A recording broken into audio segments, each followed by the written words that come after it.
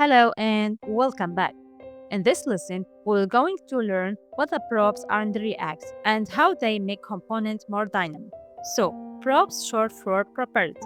In the React are value that we pass to component to make more dynamic. If you take a look this component in the currently static, but we want to make dynamic, so we can. For example, say hello to any person instead of having fixed name. To do that, we will pass a props into the function. Now, where do we pass these props? The answer is the place where we use the component. I'm using it inside app, so let's see how to pass props. Props are the paths inside the HTML tag. For example, when you use a div and give it style, that's basically how to use the props.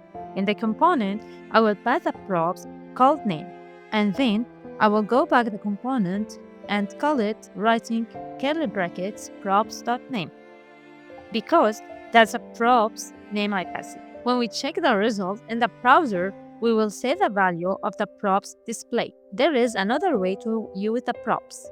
Instead of write props.name, you can directly use the props name itself.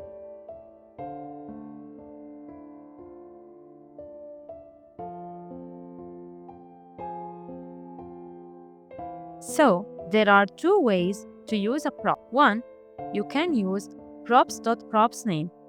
Two, you can use directly name a props. We can also pass as many props as you want. For example, I will add another one called message.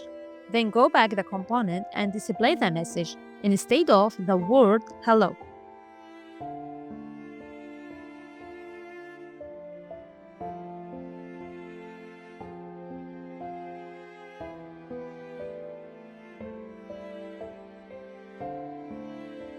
When we check the result again, we will see the both props value, name and message.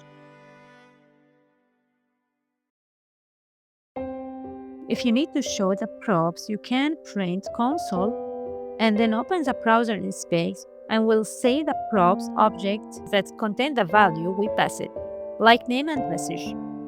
We can even call the component multiple times and pass a different value each time. That's all for today's lesson, and don't forget to support the channel so I can keep creating useful content. Goodbye!